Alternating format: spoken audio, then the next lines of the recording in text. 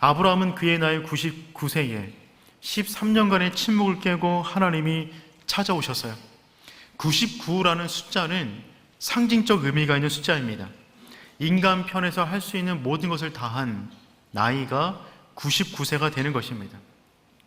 인간이 도달할 수 있는 한계치가 되는 것이죠.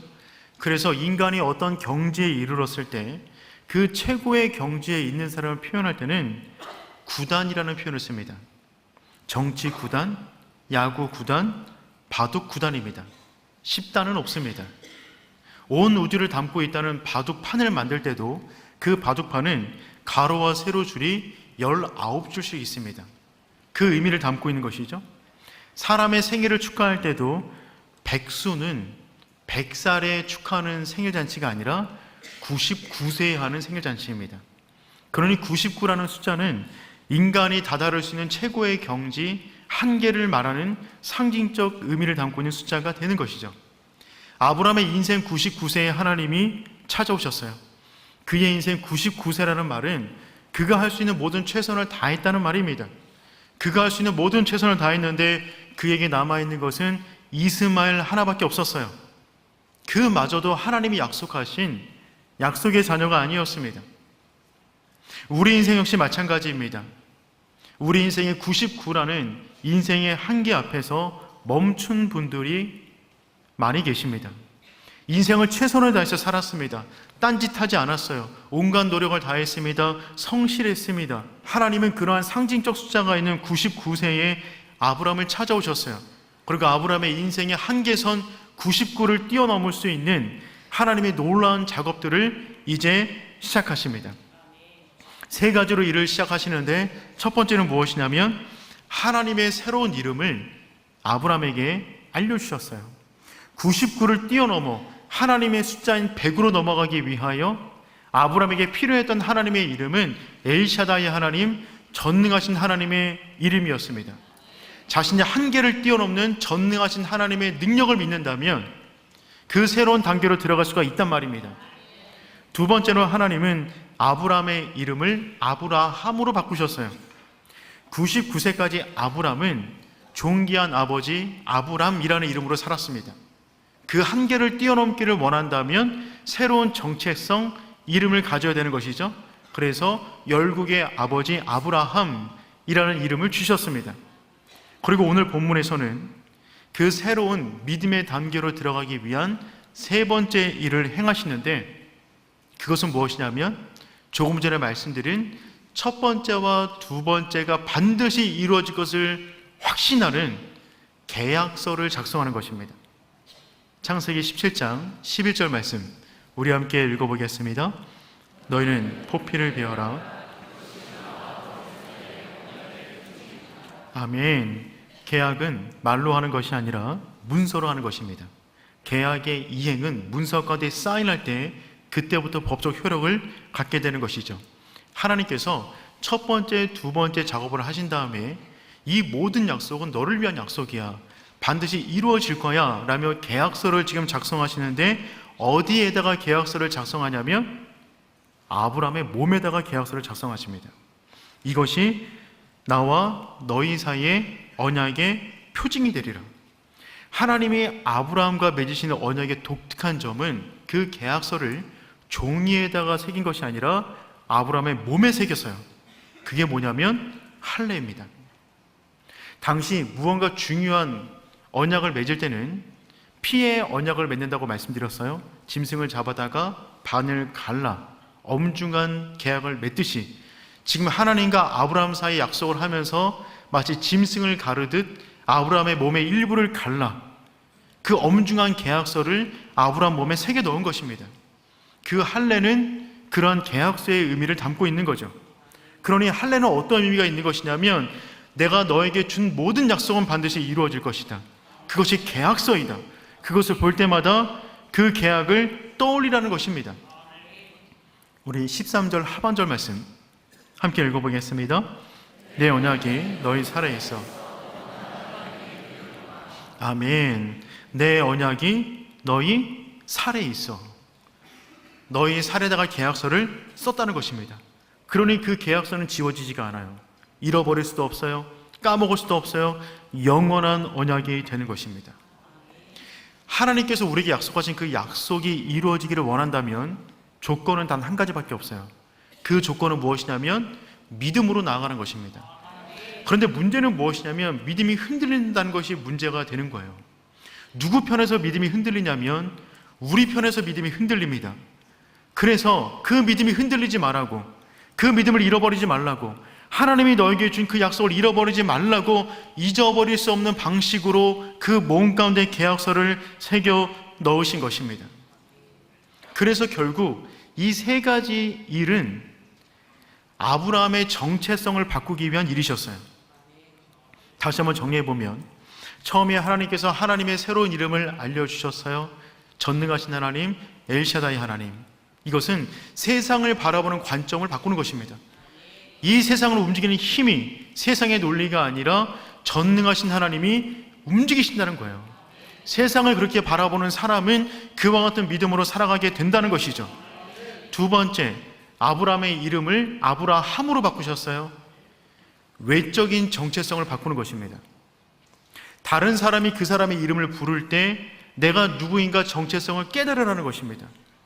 99세까지 존귀한 아버지 아브람으로 살았지만 이제부터는 아브라함, 열국의 아버지, 사람들이 만날 때마다 열국의 아버지라고 말하는 그 순간에 내가 누구인지 정체성을 깨달아낼 것입니다. 세 번째, 할례는요, 내적인 정체성을 새기는 작업이에요. 몸에 할례를 새김으로 인하여서, 이름은 다른 사람이 사용하는 것이지만 할례는 나만이 볼 수 있는 것입니다. 내 안에 있는 은밀한 부분을 내가 확인할수록 내가 누구인지를 깨닫게 만드시는 하나님의 정체성을 새기는 작업이 할례가 되는 것이죠. 그러니 지금 하나님은 99세까지 가지고 왔던 아브라함의 정체성을 100세 이후로 살아가는 정체성으로 바꾸기 위하여 이 세 가지를 행하고 있는 거예요. 성도 여러분, 결국 정체성입니다. 우리가 이 땅권에 살아가면서 어떠한 정체성을 갖고 있느냐가 우리의 모든 외적인 반응을 결정하는 것입니다. 믿음으로 살아가다가 흔들렸던 분들이 계시다면 그분들은 아마 정체성이 먼저 흔들렸을 겁니다. 하지만 환경이 어떠한가 상관없이 계속해서 믿음으로 걸어가는 사람이 있다면 그 사람은 단단한 정체성 위에 서 있는 겁니다. 그러니 사랑하는 성도 여러분, 하나님의 사람으로서의 정체성을 잃어버리지 않는 복된 성도 되기를 축복합니다. 그 정체성을 아예 새겨 넣으신 것이 할례입니다. 그런데 그 할례는요, 육신의 흔적을 새기는 것이지만 더욱더 중요한 의미는 영혼의 흔적을 새기는 거예요.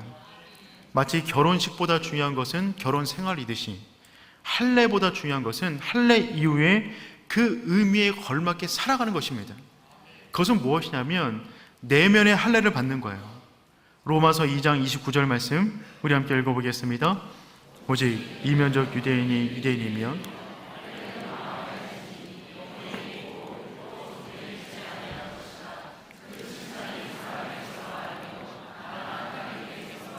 아멘. 신약 시대를 살아가는 우리는 더 이상 유대인처럼 할례를 행하지 않습니다. 하지만 육신의 할례를 행하진 않지만 더 중요한 할례를 행하는 것입니다. 그것은 어떤 할례이냐면 영혼의 할례가 되는 거예요. 할례는 마음의 할지니. 원래 할례는 육체의 흔적을 남기는 거지만 보다 중요한 것은 영혼을 잘라내는 것입니다. 우리 영혼 가운데 쌓여 있는 포피를 잘라내므로 우리 안에 있는 세상을 향한 정욕과 탐심과 쾌락과 그 욕심들을 잘라내는 거예요. 마치 짐승을 죽이듯 내 신체 일부를 잘라내어 나는 죽고 이제 예수로 다시 살아갑니다 라고 하는 삶의 고백이 할례가 되는 것이죠. 내 인생 조금 수정해서 살겠습니다 이런 의미가 아니라 완전히 죽여 옛사람은 죽고 새 사람으로 살아갑니다 라고 하는 그 표현이 할례가 되는 것입니다. 그리고 신약시대에 넘어와 그 할례는 세례로 대체되었어요. 골로새서 2장 11절 12절 말씀 우리 함께 읽어보겠습니다. 또 그 안에서 너희가 손으로 하지 아니한 할례를 받았으니 곧 육의 몸을 벗는 것이요 그리스도의 할례니라. 너희가 세례로 그리스도와 함께 장사되고 또 죽은 자들 가운데서 그를 일으키신 하나님의 역사를 믿음으로 말미암아 그 안에서 함께 일으키심을 받았느니라. 아멘. 손으로 하지 아니한 할례를 받았으니, 즉 유대인처럼 육신의 할례를 받지 않았다는 말이죠. 우리는 그리스도의 할례를 받았습니다. 그리스도의 할례는 뭘 말하는 것이냐면, 예수 그리스도의 십자가가 나의 사건입니다라고 고백하는 것이 그리스도의 할례를 받는 거예요. 그래서 십자가에서 나는 죽고 다시 살아났습니다라는 표현을 하고 있는 것이죠. 그리고 그 믿음의 표현을 믿음의 공동체 앞에서 드러내어 증명하는 것이 세례식이 됩니다. 즉 구약시대의 할례의 의미가 신약시대의 세례로 바뀌어진 거예요. 그러므로 세례는 어떤 의미가 있는 것이냐면, 나는 물에 의하여 죽고 다시금 예수로 인하여 살아났습니다 라고 하는 믿음의 표현이 되는 것이죠. 사랑하는 성도 여러분, 할례를 행할 때 의식이 중요한 것이 아니라 그 내면적 의미가 중요하듯이, 세례를 행할 때 역시 우리에게 중요한 것은 세례식이 아니라 그 언약에 걸맞는 인생을 살아가는 것이 더욱더 중요합니다. 나는 죽고 예수로 살아갑니다. 그래서 세례받는 일은 아브라함이 99세에 하나님을 만났던 그 세 가지 작업을 세례받는 현장까지 우리가 경험하는 거예요. 첫 번째, 전능하신 하나님 엘샤다이 하나님을 나의 주로 모시는 것입니다. 두 번째, 나의 새로운 이름 그리스도인, 그 이름에 걸맞는 인생을 살아가겠습니다, 그 다짐이 세례식이 되는 것이죠.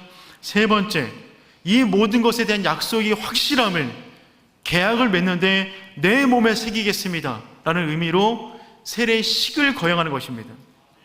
그러니 세례를 받는 그 순간에 우리 몸은 계약서 자체가 되는 거예요. 그러니 사랑하는 성도 여러분, 저는 소망하기를 이곳에 예배하는 모든 분들이 세례받기를 축복합니다.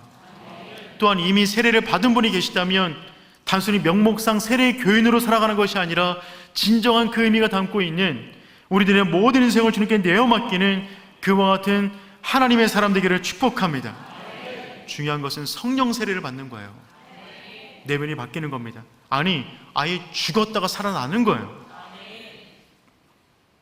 이렇게 엄중하고 중요한 계약서를 몸에 새기는 그 순간에 아브라함은 어떻게 반응했을까요? 우리처럼 아멘 이러지 않았어요. 그는 웃어버립니다. 17절 말씀 읽어보겠습니다. 아브라함이 엎드려 웃으며 사라는 90세니 어찌 출산하리요 하고, 이 엄중한 시간에 아브라함은 뭐하고 있냐면 웃고 있어요. 웃음에는 여러 가지 의미가 있습니다. 사람은 다양한 의미에서 웃고 있습니다. 첫 번째, 마음이 너무 즐거우면 유쾌하게 웃는 거예요. 우리가 보통 웃는 웃음이 되겠죠? 두 번째로, 긴장을 해소하기 위한 웃음이 있어요. 프로이트는 이 웃음을 억압된 감정의 해소라고 말을 했습니다.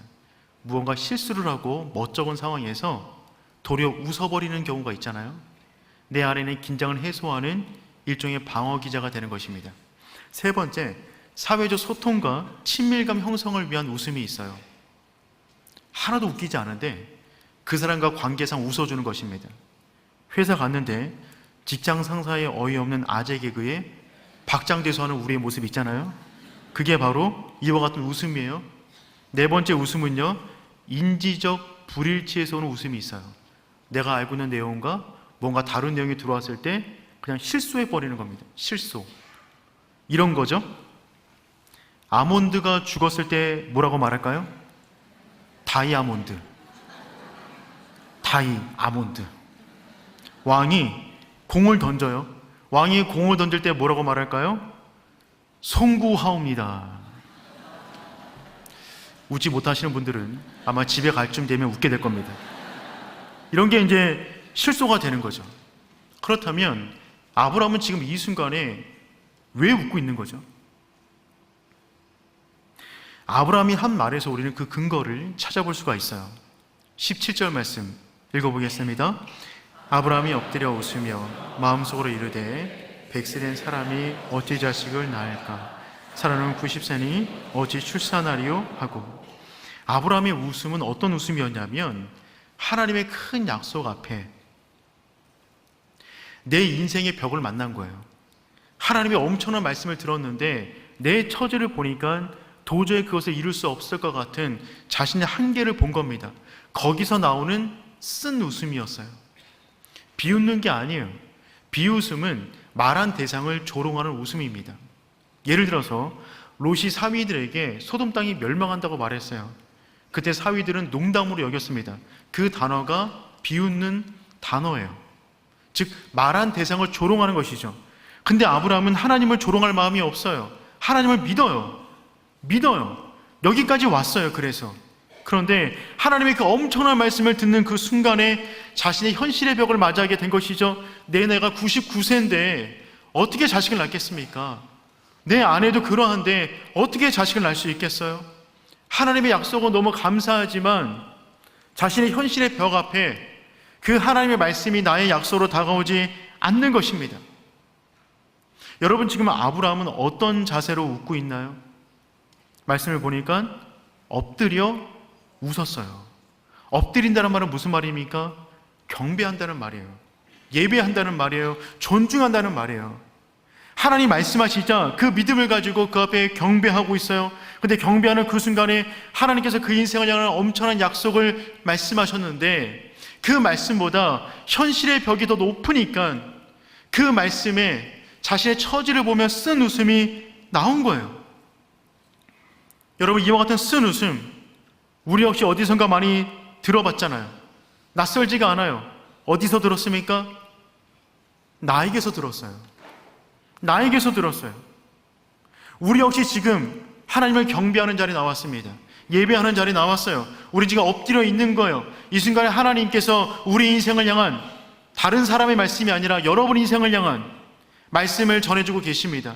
그런데 그 말씀을 듣는 그 순간에도 우리는 그 말씀을 그냥 내 인생을 향한 레마의 말씀으로 품는 것이 아니라 내 인생의 벽이 너무 높다 보니, 내 현실이 고달프다 보니 그 말씀을 있는 그대로 받아들이지 못하고 쓴 웃음을 짓고 있다는 것입니다. 그 순간에 아브라함은 자신의 속마음을 이렇게 말을 합니다.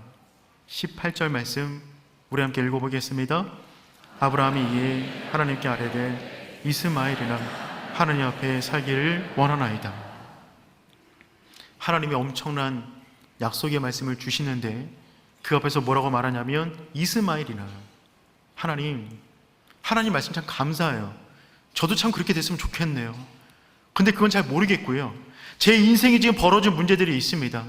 저 이스마엘이나 내 인생 가운데 널브러져 많은 삶의 아픔과 문제들이 있는데 이것만이라도 좀 제발 어떻게 안 될까요? 지금 이 고백을 하고 있는 것입니다. 아브라함이 하나님을 믿지 않는 게 아니에요.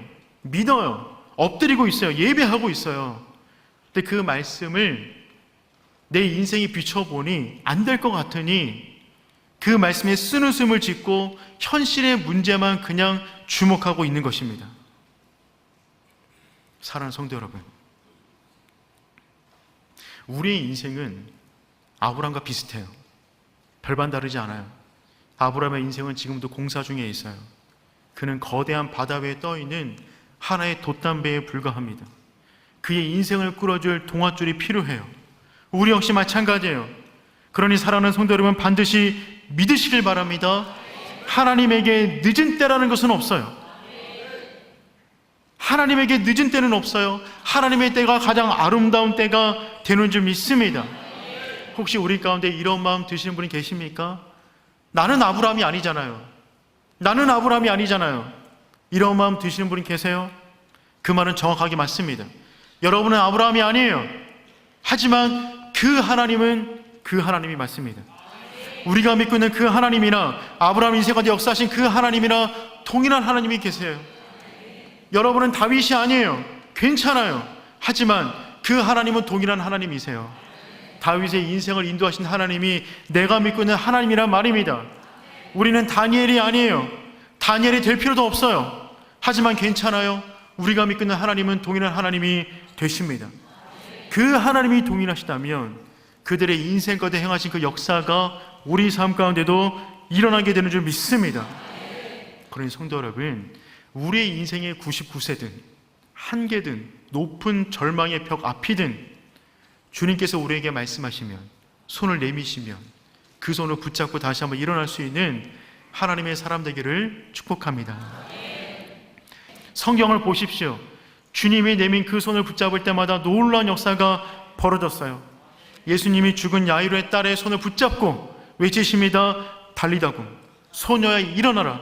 그 순간에 그 소녀는 죽었다가 살아나는 새로운 세상을 경험하게 됩니다. 물에 빠져들어가는 베드로, 주님께서 물 위를 걸어오셔서 손을 내밀어 그를 붙잡으십니다. 일으켜 세웠을 때 그는 죽어가는 물속에서 살아나는 역사를 경험하게 됩니다. 마가복음 8장으로 가면 눈이 먼 사람이 있는데 주님께서 그들의 손을 붙잡았어요. 성 밖으로 데리고 나가서 손으로 안수해 주시니까 새로운 세상을 보게 됩니다. 성경을 보십시오. 주님께서 내민 모든 손을 붙잡은 사람마다 그들이 이전에 보지 못했던 새로운 세상을 경험하게 되었어요. 성도 여러분, 하나님을 신뢰하십시오. 그 손을 붙잡으세요. 내 인생에 쓴웃음이 지어지는 그 순간에도, 내 인생의 절망의 장벽 앞에서라도 주님께서 말씀하신다면 그 말씀 붙잡고 주와 함께 동행하는 하나님의 사람 되기를 축복합니다. 너무나 감사한 것은 하나님은 우리의 쓴 웃음에도 화를 내지 않으세요. 하나님은 우리를 이해하시는 분이십니다. 하나님의 마음은 넓으세요. 우리의 쓴 웃음 자체도 품어주세요. 그리고 태어날 아이의 이름을 미리 알려주십니다. 19절 말씀 우리 함께 읽어보겠습니다. 하나님이 이르시되 아니라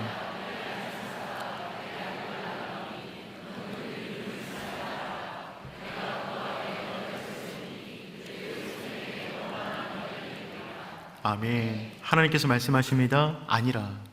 화를 내는 거 아니에요. 그게 아니야. 인자하게 말씀하십니다. 내 아내 사례가 내게 아들을 낳을 거야. 그리고 이름까지 알려주세요. 이삭이다. 이삭이라는 이름은 이츠하크라는 단어인데 이 단어는 그가 웃다 라고는 의미가 있어요. 그가 웃다. 하나님이 엄청난 약속의 말씀에 쓴 웃음을 지었지만 주님께서는 아브라함의 그 쓴 웃음마저 받아주시고 유머스럽게 넘어가 주세요. 그리고 그 이름 그대로 이름을 지어주십니다. 그가 웃다. 우리의 불완전한 믿음을 주 앞에 나와 표현했을 때 주님은 우리를 품어주세요. 그러니 성도 여러분, 주님께 우리의 모든 인생을 내어맡기길 축복합니다. 주님은 우리를 이해하세요. 본문 말씀 가운데 이삭이라는 뜻이 그가 웃다 라는 뜻이라고 말씀드렸는데, 그렇다면 누가 웃었다는 겁니까? 그가 웃다. 누가 웃었다는 것이죠? 아브라함이 웃었나요? 사라가 웃었나요? 이삭이 웃었나요? 그 집 사람들이 웃었나요? 하나님이 웃었나요? 그가 웃다. 누가 웃었다는 말입니까? 그 모든 사람을 말하는 것입니다. 이삭의 존재를 보는 모든 사람들마다 웃을 수밖에 없어요. 정말 태어났구나. 놀랍다. 어떻게 이럴 수가 있는 거야. 하나님마저 웃고 계세요. 아마 가장 크게 웃은 사람이 사라인 것만 같습니다. 창세기 21장 6절 말씀 우리 함께 읽어보겠습니다. 사라가 이르되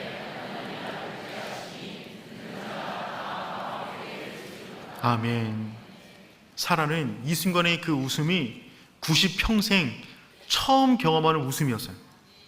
그 전에 웃었던 웃음하고 완전히 질적으로 다른, 그녀의 영혼이 완전히 뻥 뚫리는 유쾌, 상쾌, 통쾌한 웃음이 이 순간에 나가는 것입니다.